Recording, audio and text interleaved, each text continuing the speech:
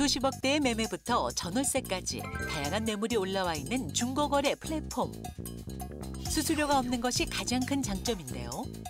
그런데 방심했다간 큰 코 다칠 수 있습니다.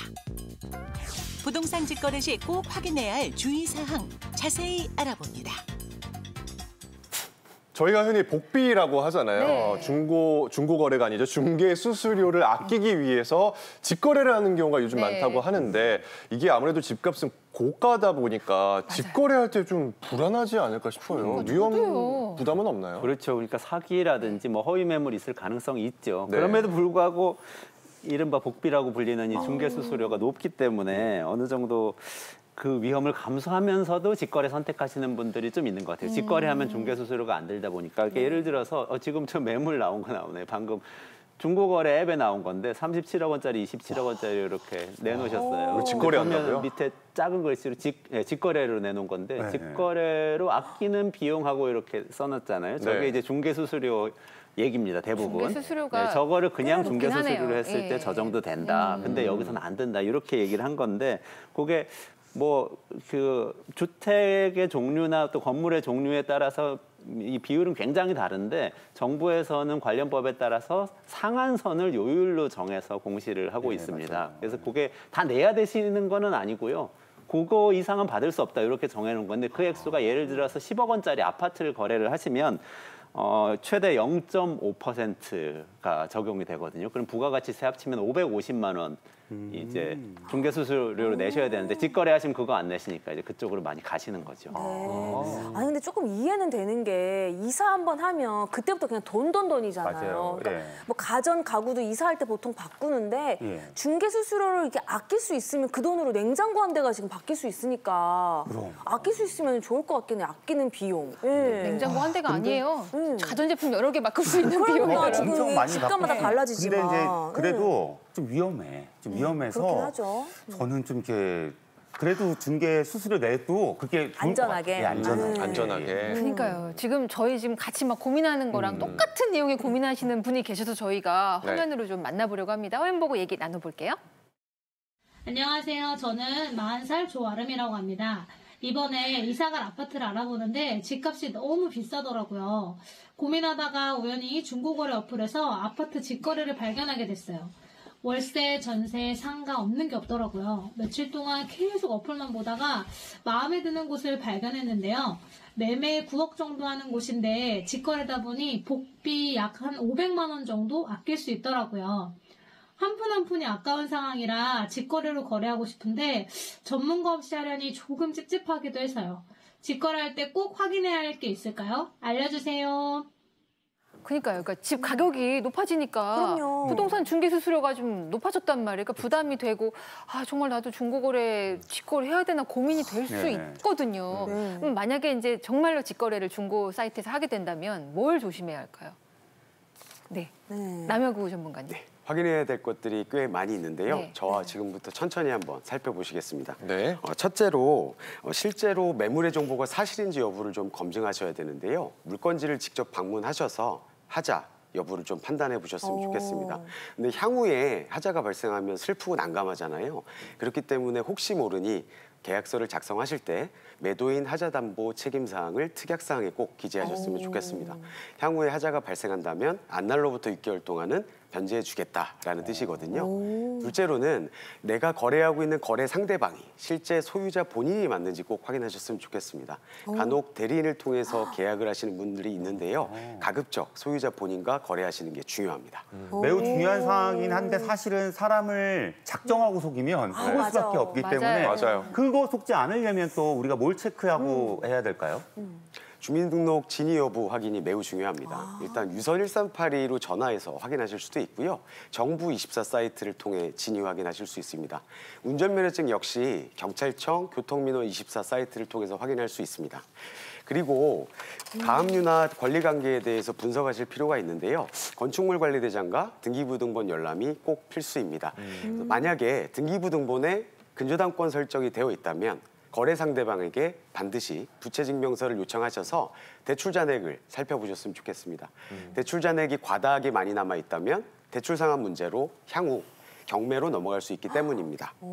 또한 향후 매매 잔금을 통해서 저희 근저당권 말소와 그다음 대출 전액 상환 여부를 꼭 체크하셨으면 좋겠습니다. 마지막으로 거래 상대방의 체납 사실 여부도 미리 확인해 보셔야 되는데요. 국세 완납 증명서나 지방세 납세 증명서를 통해서 확인하실 수 있습니다. 그래서 이 그 라이센스 있는 전문가들의 관리 감독 하에 하는 이유가 다 있는 거예요. 내가 직접 하려고 하니까 뭐 주민등록 진위 여부까지 따져보고 불안에 떨어야 되잖아요. 주는 게 나을 것 같은데요. 그러니까요. 그렇지 않나요? 주의할 점이 워낙 많네요. 그런데 그 요즘은 그래도 계약 같은 것에 익숙하신 분들도 계세요. 그리고 만약에 하고자 하면 표준 계약서라는 게 있거든요. 표준 계약서는 정부 부처 사이트나 지자체 사이트, 뭐 서울시 사이트 이런 데 들어가시면은 다 있어요. 그러면은 그걸 가지고 계약을 하시면은 사실은 그냥 부동산 공인중개사 찾아가서 계약하시는 거하고 효력은 똑같습니다. 근데 이제 잘 챙겨서 앞서 말씀해 주신 남현 전문가 말씀해 주신 거 잘 챙겨야 되고요. 거기에 더해서 계약하면서 서로 이렇게 협의하는 게 있어요. 요건 이렇게 합시다, 저건 저렇게. 근데 이게 사람 좋다고 해가지고 다 믿어서 넘어가면 안 되거든요. 특약사항으로 반드시 기재를 하셔야 됩니다. 그리고 지금 말씀드리는 게 너무 어렵다 그러시면 공인중개사 찾아가서 계약서 작성 대행을 부탁하시면 되는데 한 30만 원에서 50만 원 정도 들고요. 부탁하신다고 해서 또 계약에 대해서 책임지시는 건 아닙니다. 공인중개사님은 이렇게 계약서를 정확하게 작성하시는 걸 도와드리는 거고 속으시면은 본인 책임이에요. 그거는 유의하시고 전문가 도움을 받으시면 좋습니다. 그러니까 이제 뭐 중고 거래 사이트를 이용하더라도 계약서 쓸 때는 전문가 도움을 받는 게 안전하기도 하겠네요. 네. 근데 이제 진짜 중요한 게 이제 계약서 쓰면서부터거든요. 굉장히 비장해져. 왜냐면 큰 돈이 오거든요. 네, 이와 관련해서도 조언을 좀 해주세요. 통상적으로 계약을 진행하면서 대금을 지급을 하실 때는 계약금, 중도금, 잔금 이렇게 세 가지 대금 지급의 절차를 진행하시게 되는데요. 현금 거래는 지양하시고요. 꼭 은행 계좌 이체를 통해서 거래하셨으면 좋겠습니다. 또 거래 당사자와 영수증을 꼭 각각 한 부씩 작성하셔서 보관하시는 걸 잊지 마십시오. 향후에 문제가 발생할 경우에 법적 증거로 활용될 수 있기 때문입니다. 네. 근데 저 궁금한 거는 이제 중고거래 앱 사이트 다른 거 이렇게 보다 보면은 요즘 진짜 그 매매 그가 많이 올라와요. 근데 오피스텔 요즘은 어떤가 이렇게 보면은 그 관리비가 얼마 나와 있는지 이런 건 없어가지고 오피스텔은 관리비가 중요하잖아요. 그 관리비 내역 같은 것도 기재를 해야 되는 거예요?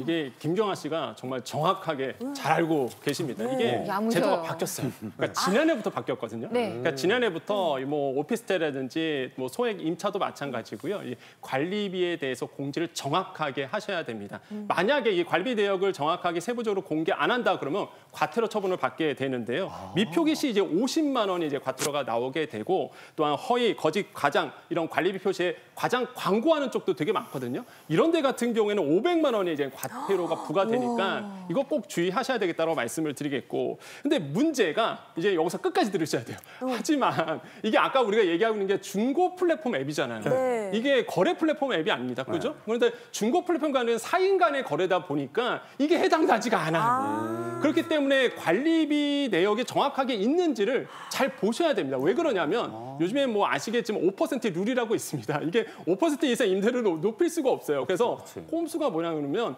관리비를 폭탄을 내립니다. 어머나. 네, 임대료를 못 올리니까 관리비로 그냥 폭탄을 내리는 경우가 있거든요. 그래서 관리비를 일부러 기재 안 하신 분들이 있어요. 그러면 내가 임차인 입장에서는 완전히 뭐 이거는 정말로 뒷소송 당할 수가 있기 때문에 정확하게 이런 뭐 중개 플랫폼 이용하더라도요, 아니면 뭐 중고 플랫폼을 이용하더라도 관리비 고지서가 잘 나오고 있는지, 잘 고지가 되어 있는지 좀 확인하시길 부탁드리겠고, 그다음에 또 하나가 이건 중개 플랫폼이잖아요. 그러니까 뭐 중고 플랫폼이다 보니까 이 공인중개사의 확인 설명 의무가 사실상 의무 조항이 없어요. 사실상 이제 공인중개사가 확인 조항이라고 해서 이거 다 확인해주는 표가 있거든요. 이걸 확인할 의무가 없습니다. 그러니까 사실상 굉장히 주의를 하셔야 되겠다고 좀 말씀을 드려요. 그래서 정확하게 이런 고지가 되어 있는지를 꼭 확인하시고 중고 플랫폼을 좀 이용하시기를 좀 권유드리겠습니다. 네. 부동산에서도 허위 매물 때문에 피해를 보는 사례를 제가 기사로 많이 접했거든요. 직거래할 때도 허위 매물 주의할 점 어떤 게 있나요? 그럼요. 이게 허위 매물 정말로 주의하셔야 되는데 첫 번째로 주변 시세와 꼭 비교해 보시라고 말씀을 드립니다. 항상 가짜, 뭐 사기 이런 거는요 너무 싸요. 이런 것들을 비교해 보면서 왜 싸지? 라고 한 번쯤은 의심을 해보시길 좀 권유드리겠고, 두 번째로는요 상대방과, 그러니까 거래 계약가에 쌍무 계약이잖아요. 그래서 거래 계약가에 했을 때 그 상대 측에서 연락했을 때 이상하게 전화나 이런 쪽으로 안 오고 목소리를 안 들려주고 이상하게 뭐 메신저라든지 아니면은 뭐 말 그대로 뭐 SNS로 뭐 소통하거나 통화하는 경우가 있거든요. 이런 건 좀 주의를 하셔야 되겠다라고 말씀을 드리겠고, 마지막으로 본다 그러면 이제 동일한 인터넷 IP라든지 아니면은 뭐 전화번호로 같은 매물을 여러 번 올리신 분도 있습니다. 이 사람 분명히 나랑 거래했던 사람인데 같은 매물이 여러 사이트에 너무 많이 올라 있는 거예요. 그럼 한 번쯤은 좀 의심을 하셔야 되겠다라고 말씀을 드리겠고, 마지막으로 본다면 매물에 대한 이제 설명이 좀 상이한 부분도 있습니다. 같은 매물인데 설명이 다 달라요. 이런 거 꼭 주의하셔야 되겠다라고 다시 한번 강조를 해드리겠습니다. 네. 우리가 중고거래 사이트에서 중고 물품 구입하다가 사기당하는 경우들 있잖아요. 많이 있죠. 지금 그거랑 굉장히 비슷한 거예요. 뭐 주변 시세보다 너무 싸거나 여러 가지 의심스러운 정황이 있을 때 꼭 조심을 하셔야겠습니다. 근데 배우면서 생각 든 게 쉽지 않구나. 정말 사기당하지 않게 조심해야겠구나 이런 경각심이 좀 들긴 했어요.